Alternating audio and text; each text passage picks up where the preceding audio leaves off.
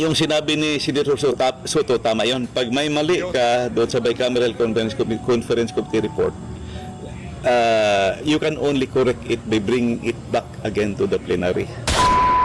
Panigurado, marami na naman hong magpapanik dyan sa House of Representatives, dyan sa interview na yan, nitong si Boss Dada kay Congressman Isidro Unga. Pero bago ho natin umpisahan ng ating talakayan, gusto ko ho munang batiin ng maligayang kaarawan ng isa sa ating mga iniidolo, itong si Boss Dada. Napakabait ho ng mama na yan, sa totoo lang ha.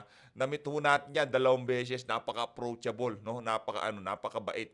Happy birthday, Boss Dada ha. Enjoy mo ang araw na to ha. Happy birthday. Ayun na nga mga kababayan, pero bago ho natin umpisahan ng ating talakayan, isang like at isang subscribe, alam nyo na ho yan ha. Para lagi ho kayong updated at sa mga gusto sumali sa ating community. Yung join button, nandyan lang ho sa baba. Eto na ho. Yung mga kababayan natin, siyempre hindi ho natin pwedeng palampasin ng pagkakataon na hindi ho sila i-mega love shoutout. Boss Dada, mega love shoutout. Happy birthday sa iyo ha. Mega love shoutout. Ito ho muna mga kababayan, yung mga kasama natin dito sa PH Update na napakatindi kong sumuporta. Hindi ho natin pwedeng palampasin to dahil matatambakan na naman ho tayo. Mega love shoutout dito kay Archfam 1 Kumu. Archfam 1 Kumu, maraming salamat to sa pagsuporta sa PH Update. Mega love shoutout. Mega love shoutout. Ito ho, matindi rin ho itong si Madam. Itong si Cebuana in Denmark. Maraming salamat ho ha. Taga Denmark pala itong si Madam. Mega love shoutout. No? Palakpakan ho natin. Mega love shoutout din ho dito kay itong si Sir, talagang ano natin to. Lagi ho ito dito sa taga Dubai ho ito. Mega love shoutout ha dito kay Sir Renato Ramones. Mega love shoutout ho. Mega love shoutout din ho. Siyempre, alangan naman mawala yan. Lagi hong nandiyan yan. Itong si Sir Jordan Cabico. Mega love shoutout. Ingat ho kayo dyan sa Japan. Mega love shoutout din ho dito kay Dimla Vlogs Channel. Maraming salamat ho sa pagsuporta. Ingat ho kayo dyan sa Hong Kong. Thank you ho dyan sa Hong Kong. 10 Hong Kong dollars. Mega love shoutout. At dito kay Phil Canadian Family Vlog, maraming salamat ho Madam. Lagi ho kayo nakasuporta dito sa PH Update. Mega love shoutout. Maraming salamat ho. Palakpakan natin itong si Phil Canadian Family Vlog. Maraming salamat po. Ayun na nga mga kababayan, umpisa na ho natin to. Papahaba na naman yung mega love shoutout natin. Etong si Drilon, yan na nga ba sinasabi natin? Noong una sinasabi mo, kinakampihan mo pa Malacanang eh. Yan, bandwagonis ka na naman eh. Yan ang problema. Pagka mainit na sa sambayan ng Pilipino, sasakay na sila. Pero anong tawag dito? Noong ang mga DDS vlogger, talagang, anong tawag dito? Irinaraos itong issue na to dahil gustong patayin ng mainstream media at ng Malacanang, iginuguyod. Ika nga, para hindi mamatay, para yung init manatili. Itong mga dilawan na to, ayaw man lang hong ano yun yan ayaw man lang hong pag-usapan. O di naman ho kaya kung pag-uusapan, mamaya ka na. O di naman ho kaya kung pag-uusapan, kinakampihan ng Malacanang. Kagaya nitong si Drilon, eto na ho ang tono niya ngayon. Watch 2025 budget, most corrupt I've seen in 24 years, Drilon. Wag na ho tayong magbulahan. Di ba walang mali ang Malacanang? Di ba kinakampihan nyo ang Malacanang nung mga naunang statement nyo? O ngayon, dahil yung mga kababayan natin nagtatanong na, sumasawsaw na dito sa issue na to. Etong mga dilawan na senator na kagaya ni Drilon, kinakampihan na ho ang sambayan ng Pilipino. Most corrupt na ngayon? Pero dati walang ginawang mali. Tama naman ang Malacanang. Meron akong screenshot doon. Ipapakita ko sa susunod na video. Hahanapin ko muna. Medyo masyado na malalim eh. Ang problema ho dito, ngayong umiinit na, ngayong ang mga kababayan natin nagtatanong na dahil alam na nila ang kaibahan ng BICAM, yung enroll bill, yung GAA, alam na ho nila yan, ngayon kayo sumasawsaw. Pero noong mga naunang panahon ho kasi alam lang ho natin, budget pipirmahan, pero yung proseso wala ho tayong kaalam-alam, di ba? Pero ngayon, sambayan ng Pilipino, di na ho basta-basta maloloko. Ngayon, pagkagagawin pa lang ang budget, blessing in disguise nga ho ito eh. Kumbaga, napakamahal na lesson nito para sa sambayan ng Pilipino. Kailangan ho muna tayong nakawan nitong mga politiko na to bago ho tayo matuto. Kaya sa susunod ho mga kababayan, sa bagay, no, yung mga maiisog nating kandidato, ika nga, kagaya nitong si Atty. Vic, hindi ho palalampasin yan. Yang si Congressman Rodante Marcoleta, nagsalita na rin ho dyan sa issue na yan. 'Di ba? Yan ang sinasabi natin. Kaya para doon sa mga dito, para sa mga senatorial candidate na tahimik dito sa issue na to, dapat magsalita na kayo. Hindi pagka yung mga kababayan natin ang umaalma na dito sa issue na to, doon kayo sumasawsaw. Ang pangit kung tignan nun, bandwagonis ang tawag dun eh. Bandwagonis ang datingan nyo nun. Ha? Di kagaya ng mga kandidato natin, yang si Kong Dante, yang si Atty. Vic. Panigurado kung hindi lang nakakulong tong si Pastor Kibuloy. SMNI nga, ayaw tigilan yan eh. Diba? Ganun lang naman ho yun mga kababayan. Ito, rekta na ho tayo dito sa isang pag-uusapan pa ho natin dito sa video na to. Dito sa ito na ho ang bagong sukatan kung sino-sinong mga senatorial candidate ang malaki nang nagagastos dito sa kampanya na to. Ito, panoorin ho natin. 8 kandidato sa pagkasenador na suportado ni Pangulong Bongbong Marcos ang pasok sa pinakabagong survey ng Social Weather Stations o SWS. Nangunguna si ACT-CIS Party List Representative Erwin Tulfo na sinundan naman ni dating Senate President Tito Soto. Rank 3 to 4 naman ang Lito Lapid, rank 3 to 4. Ano yan, unggu yan? Tapos isinama si Senator Bongo para at least, isinama si Senator Bongo para at least hindi masyadong halata na kargado ang survey ng SWS. Anak ng tao ka, Social Weather Station.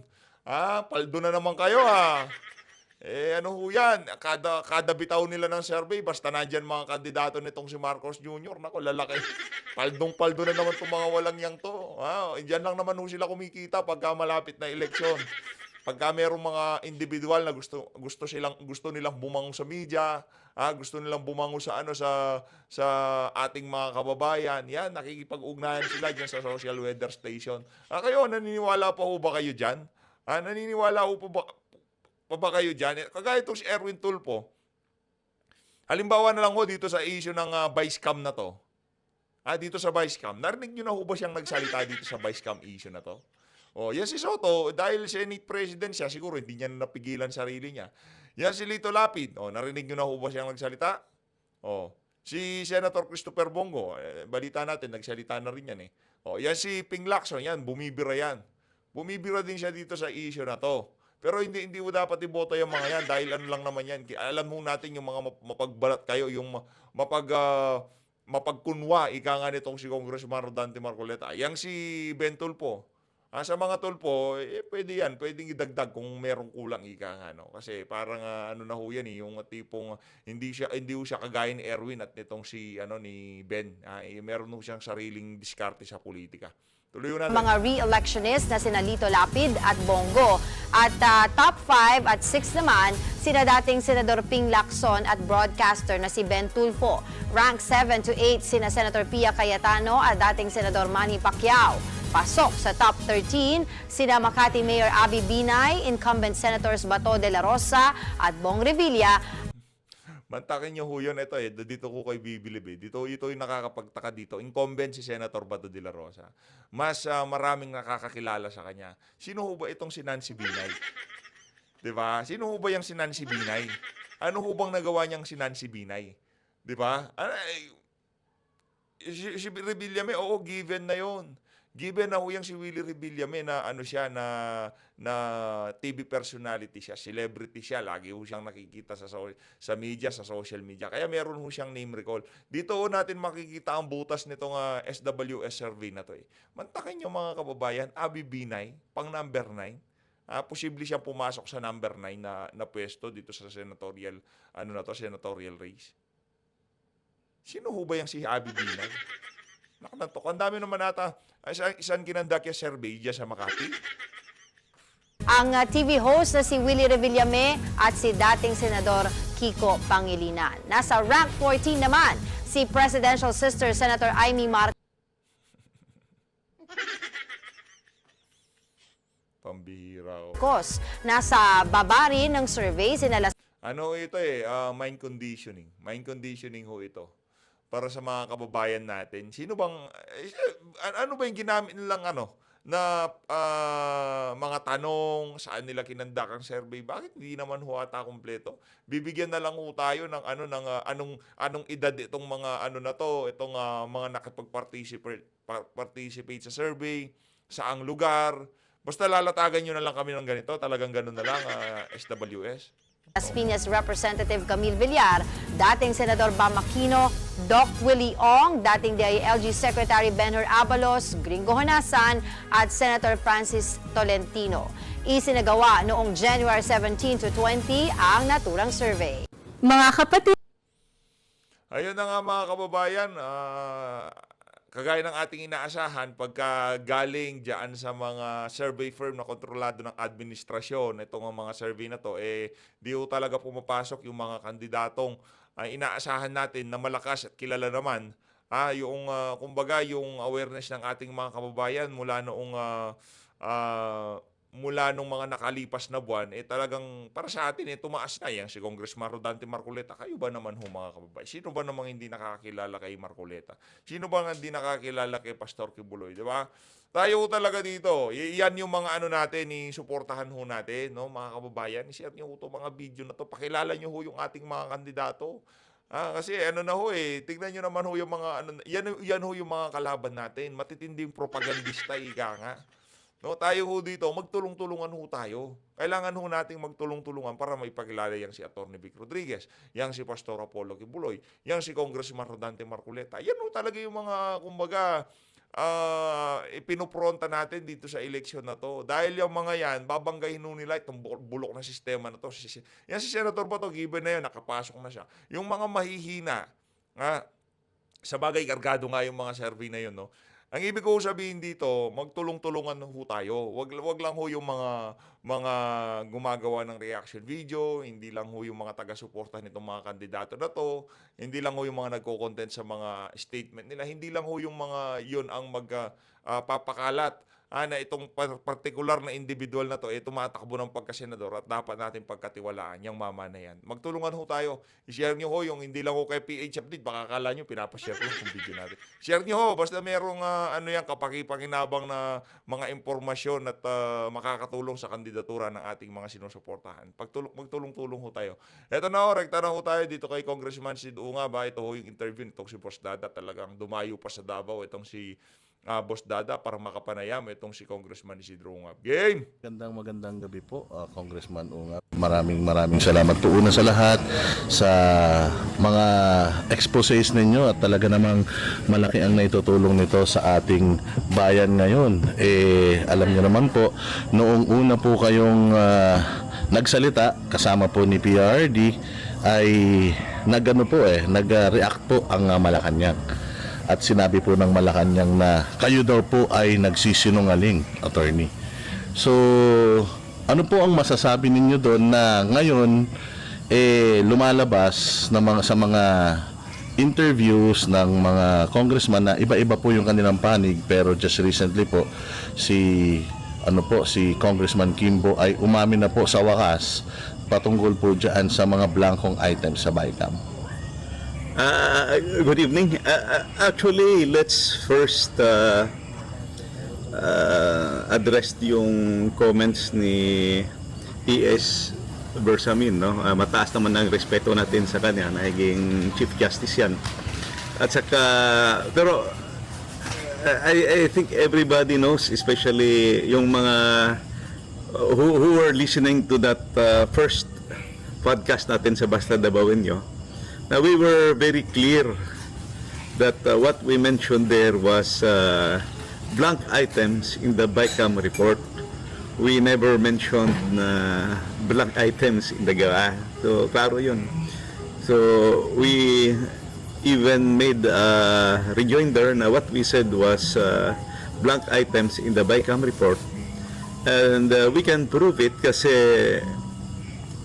before nag-ratification, lahat ng members, more than 300 members of the House and 24 senators receive a copy in their emails. At saka yung email ko, Nung nabuksan ko, December 11 yung date ng email, although late ko na nakita.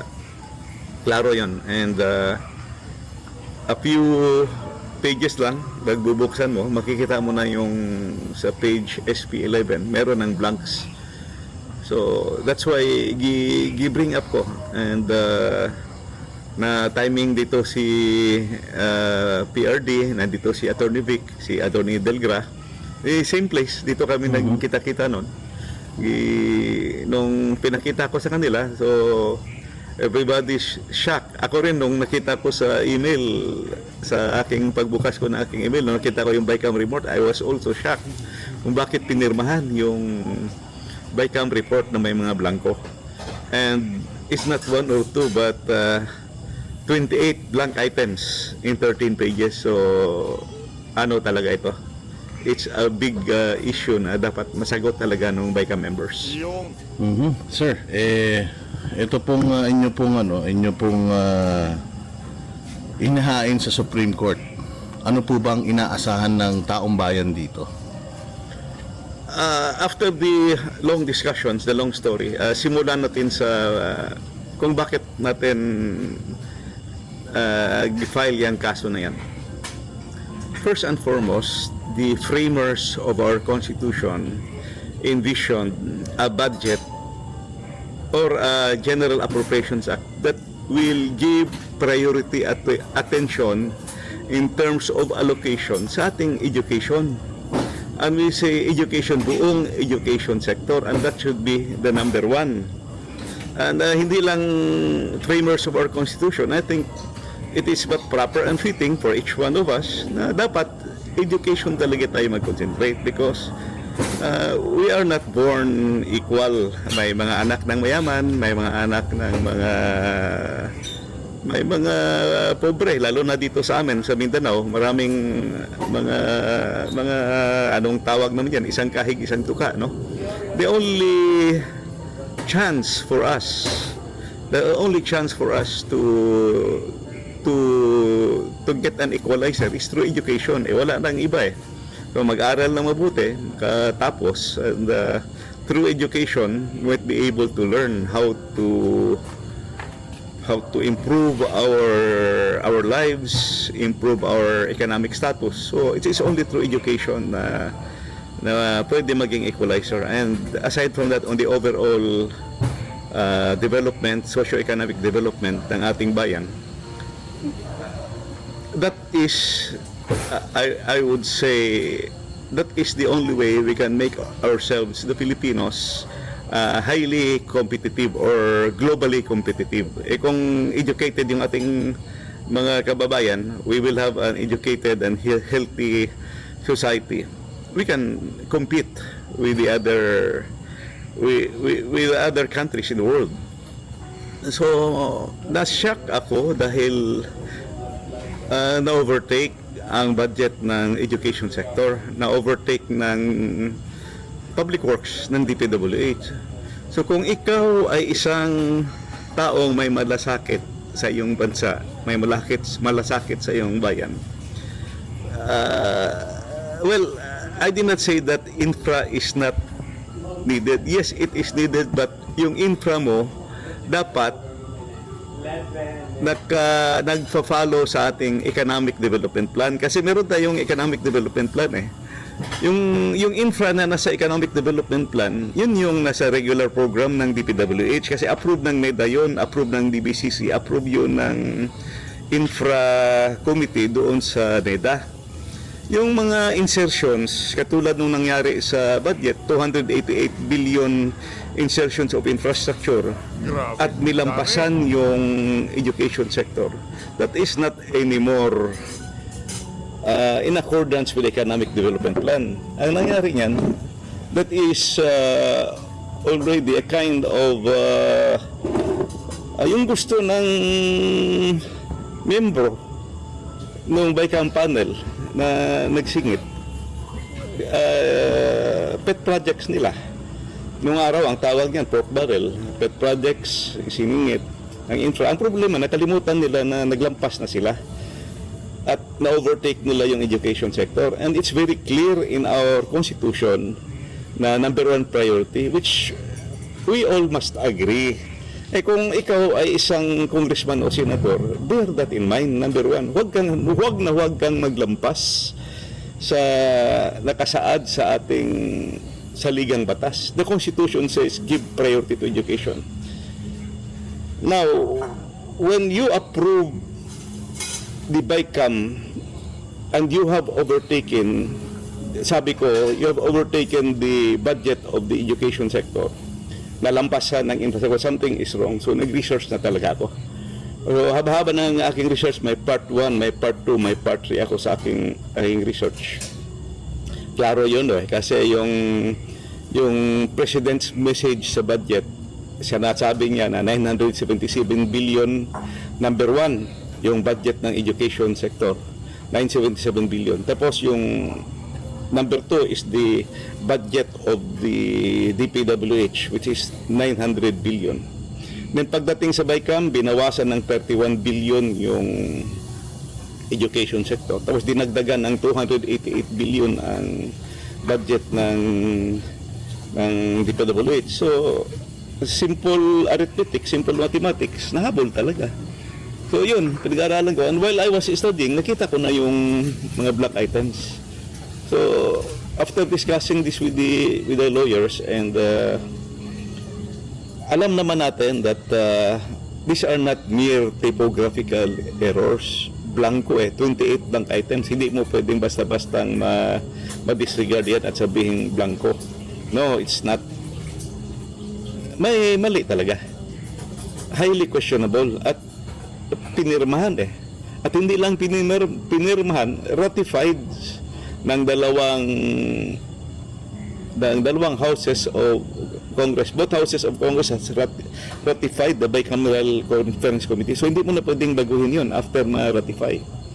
So yun na nga ang question, kung bakit pagdating doon sa GAA, kompleto na. Ang aming tinatanong ay bakit sa BICAM report. So we found that a very highly questionable issue. We had the lawyers study it and made the legal research. Ano ang mga existing mga jurisprudence, legal basis.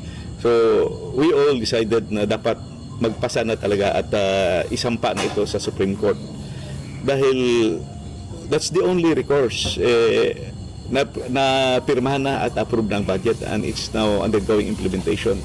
So the only way na ma-correct ito is to go to the Supreme Court and request the Supreme Court to declare it invalid and unconstitutional. So that's the real reason. Yan ang pinaka-reason at pinaka-background kung bakit kami nag-file. Well, Congressman Ongab, kayo po ay nagsilbi bilang dating appropriations chair o chairman noong panahon ni Pinoy at ni PRD. Noon po bang mga panahon na yon nangyayari po ito or nangyari na po itong mga blankong mga items na ito? Never na nangyari. Meron nga yung isang secretary ba yun, USEC o ASEC ng DBM nagsasabi na normal daw yun na left blank. No, it never happened kasi naging chairman ako twice ng appropriation chairman at saka appropriations committee at saka naging vice chairman din ako. It never happened kasi nagbabasan man ako ng BICAM report. At saka china-challenge ko nga siya mag-present ka ng isang bicameral committee conference report na merong blanco. I doubt kung makaproduce kayo. Assuming nakaligtaan, siguro 1 or 2, but when you say nakaligtaan 28 blank items, hindi pwede yan.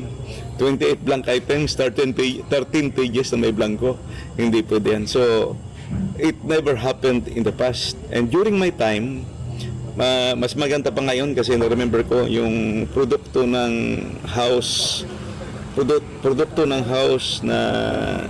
na GAB. Gagawa namin ng summary yun at saka yung produkto ng Senate na GAB. Gagawa ng summary. Ilagay mo side by side, gagawa ka ng matrix. Then look at the difference of the variances. So doon ka magsimula sa iyong bicameral conference committee. So mas madali noong araw Ang nangyari kasi ngayon, binago talaga lahat at it seems naging third chamber na talaga yung bicameral conference committee. Pero sinasabi po nila, Congressman, na ang kanila pong sinasabi ngayon is yun daw pong BICAM report ay hindi naman daw po siya constitutional in a sense na hindi pa naman siya batas. So, hindi daw ito papansinin ng Supreme Court. Ano po masasabi ninyo doon? Diyan sila nagkamali because bicameral tayo eh. Meron tayong House, meron tayong Senate. Yung produkto ng House at produkto ng Senate, magkaiba. Dahil iba yung produkto, gawin mong i-harmonize mo o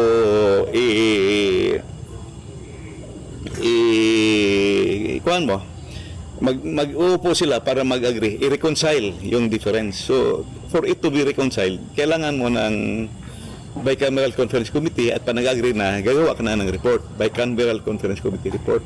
Saan ka kukuha ng basis para sa GAA mo kung wala kang bicameral conference committee report? So, you cannot jump. Basis for your enrolled bill is the bicameral conference committee report. So you cannot disregard the bicameral conference committee report. You cannot belittle it because whatever figures are in that reconciled bicameral conference committee report, yun dapat ang lalabas sa yung enrolled bill ng General Appropriations Act. Or kung General Appropriations Act, yun na yung mapipirmahan na yung presidente. So, mali yung nagsasabi ng gano'n. Hihingan ko lang po kayo ng opinion patungkol doon sa, kasi kung makikita nyo, kumakalat po sa social media ng mga unang araw, umiiwas itong si Chairman Kimbo sa mga tanong patungkol dito, and then yesterday, ito po yung eksaktong sinabi niya, at the point of signing by the BICAM members ay lahat naman po ng appropriations or amounts have already been decided upon. Ibig sabihin, lahat ng naging correction sa ating technical staff, lahat po yan ay ministerial na lamang. Ibig sabihin, calculator activity na lang po. Ano pong masasabi ninyo doon? Kung determine nila ang amount, bakit hindi nila sinulat sa bicameral conference committee report? Second, there is no such thing as ministerial correction. Because kung titingnan mo yung bicameral conference committee report sa last part, meron doon nakasulat omnibus motion. And that omnibus motion, asaka every year, meron yung omnibus motion eh. So, halos may memorize ko na nga yan. Yung omnibus motion allows the technical staff, the technical working group to make the necessary corrections for grammatical, typographical at printing errors lang. You cannot fill in the blanks because that is not grammatical error, that is not typographical error, that is not a printing error. Yung blank mo, possible pa nga na equivalent to zero yun eh, yung i-reflect mo doon. But when you change it, that is not anymore typographical error. So, mali yung sagot niya. And ano rin po ang masasabi ninyo doon sa sinabi ni Senator Tito Soto? Kasi alam naman po natin, yung pong posisyon na yan, usually binibigay po talaga sa mga yung matatagal ng mga kongresista. And alam naman po natin na itong mga kongresistang na humawak ditong posisyon na to, sa administrasyon na to ay mga bago lang. At sinabi po ni Tito Soto, or dating Senate President Tito Soto, some of our legislators need to undergo parliamentary rules and procedures workshop. Ministerial corrections by technical staff are never allowed in any bill, much more a law. You bring it back to the plenary. Ano pong masasabi niyo? Tama, correct. Experience na at saka nag-aaral yan si Senator Soto. Yang maalala ko, yung halos magkasabayan sila ni Senator Ping na nag-aaral sa budget. Yung sinabi ni Senator Soto, tama yun. Pag may mali ka doon sa bicameral conference committee report, you can only correct it by bringing it back again to the plenary. Ito problema, inapprove na nila at pinirmahan na at na-ratify na. So Yun ang you cannot problema. bring it back anymore to the plenary kasi napirmahan na ng presidente. At the budget is already undergoing implementation. So tama 'yun. Nung araw, bago ka maging chairman, dapat vice chairman ka, working vice chairman ka talaga matagal. So, at saka may mga seminars yan noong araw, yung mga congressman at senators. So, tama yung sinasabi ni Senator Soto, mag-seminar muna kayo. Isa pa po, ito pong sagot ng Malacanang, sila po yung kauna-una sumagot doon sa inyo pong inilabas ni Pangulong Duterte nung kayo po ay nag-podcast. Ano po kaya sa tingin ninyo, bakit sila nag-react ng mali doon sa maganda naman sanang adhikain ninyo? And isa pang tanong is, do you think na morally dapat ang Malacanang nanghihingi o humihingi ng paliwanag dito sa mga issues na ito?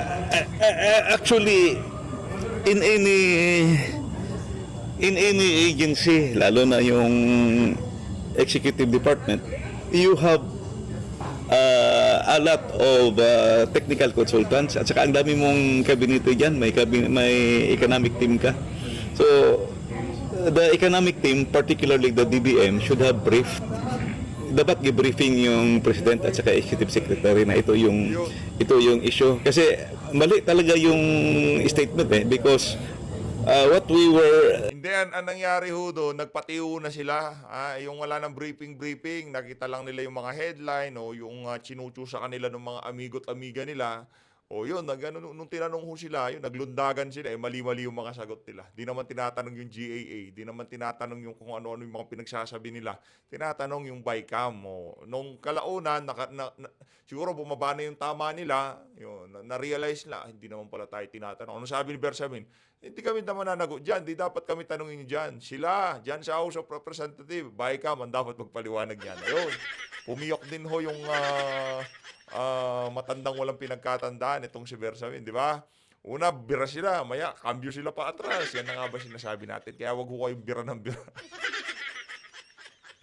referring to clearly and unequivocably yung sinabi namin blank items in the BICAM report. We never mentioned about GAA. So, kaya lumaki tuloy yung issue kasi mali yung sagot.